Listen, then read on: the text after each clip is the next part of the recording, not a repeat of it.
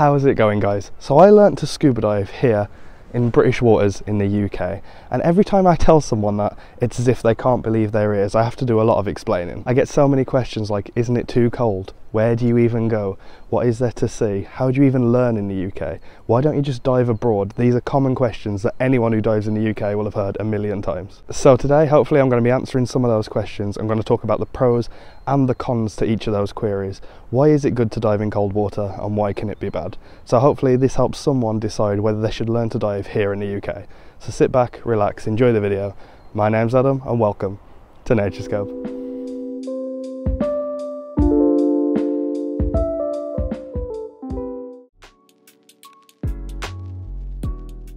I'd say this is the most common question UK divers get asked. Isn't it cold? And in all honesty, the answer is yes. Of course it isn't as warm as somewhere like Egypt, Mexico, Jamaica, nowhere near. It also goes without saying that the winter here is a lot more colder than the summer. In the height of British summer, our waters warm to max temperatures of about 18 degrees, whereas you compare that to Egypt, it rarely goes below 20 even in their winter.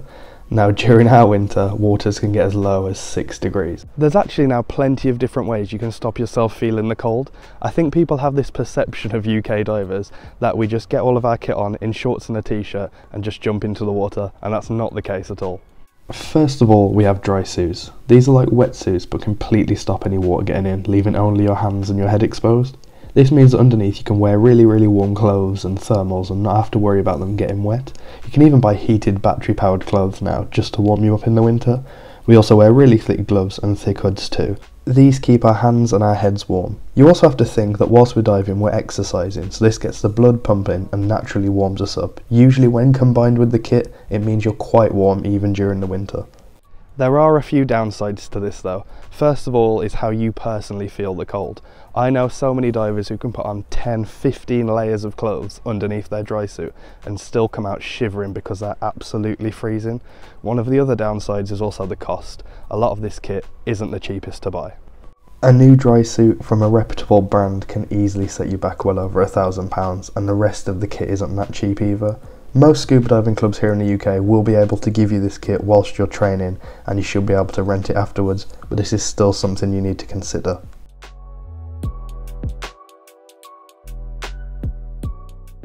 The other common question we all get asked is there even anything to see? And the answer is absolutely loads. No, we don't have the miles and miles of brightly coloured coral reefs that you can see on screen now, but we do have plenty more to see.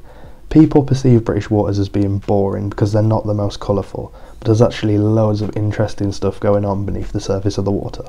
First of all, let's talk about wildlife. Our oceans and lakes are absolutely bursting with life, with some of it more colourful and much larger than you can imagine.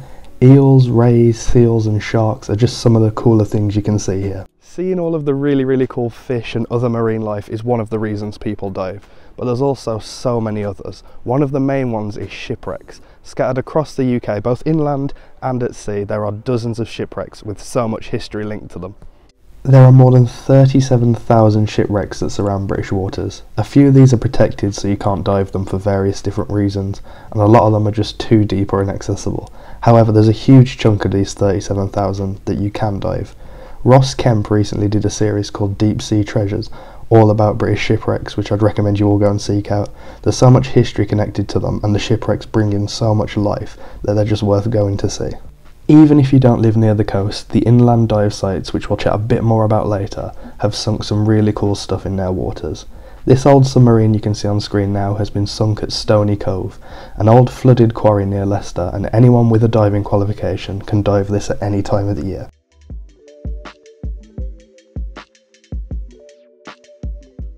There's plenty of places to go and learn. Just a simple Google search will find your nearest scuba diving club or dive shop. There's a few different organisations you can learn to dive under.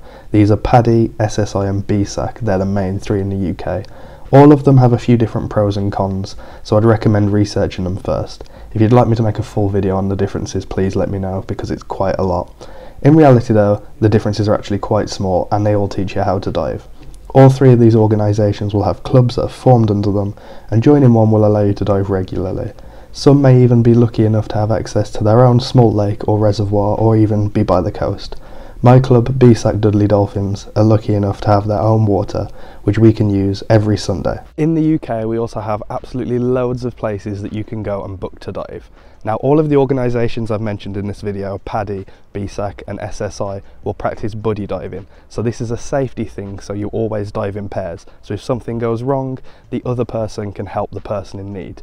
So as long as you have a friend to go with, you can book any of these places as long as you're qualified, and there's so many to go and look at. In terms of inland sites, we have places like Stony Cove, which I've already mentioned, Dost Hill, Vobster, Cromwell and Capham Ray.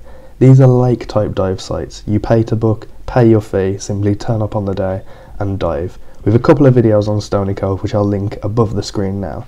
These places are absolutely buzzing with life like pike, perch and eels, and they've even sank some really cool stuff in there. The statue you've just seen on screen now is at Stony Cove, which is the Loch Ness Monster.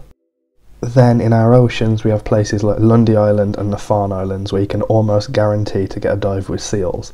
Places like Plymouth which have countless shipwrecks which attract loads of life and loads of history on them, which is really cool to see. And places like Swanage, which is a long pier that you can dive up and down on, which is meant to be amazing for marine life.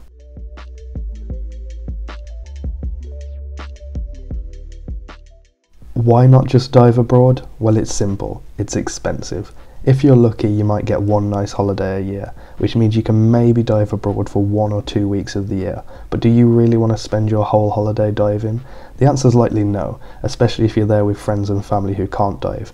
Yes, it will be warmer. Yes, there'll be lots to see, which you can see on screen now. However, you won't have the chance to improve your dive skills because you're not diving regularly if you're only diving in that 1 week and have to wait 12 months until your next dive. However, if you absolutely hate the cold and absolutely hate British water, then diving solely abroad is probably best for you. One of the things you also need to think about is, do you want to learn to dive abroad? And there's a few pros and cons to weigh up here. It's a lot cheaper to learn to dive abroad, especially in places like Thailand and the Philippines. The dive centres there will have all the qualifications and their standard of teaching will be good, especially if they're approved by an organisation like PADI or SSI. However, you may be missing out on a lot of skills if you plan to stay and dive in the UK. These courses will often be quick but intensive over the course of a week and will teach you everything you need to know to dive in their water, which of course is a lot warmer. They won't teach you about dry suits, how to deal with the cold and the extra bits of kit you may need to carry when diving in the UK. So if you do plan to stay in the UK and you do plan to dive in the UK, it may be worth paying a little bit extra to learn to dive here. Thanks so much for watching. Hopefully this has helped you to decide whether or not you should dive in the UK. It's not for everyone, and it's one of those things that you do really need to give a try before you even give up or decide to do it. I know a lot of people who thought it would be for them and thought they could cope with it and absolutely hate diving in the UK. And on the reverse, I've also met a load of people who thought they would hate it but grew to absolutely love it. If this video has helped you in any way or you enjoyed it, leave us a like, it really helps us out. Comment down below, where in the world have you dived and where did you learn to dive? What was it like? Share some of your experiences for any of those would-be divers that are looking to get into the sport. Subscribe to NatureScope to not miss any more future videos. We've got plenty of diving and nature themed content coming up this year. Thanks again for watching and I'll see you all next time. Cheers.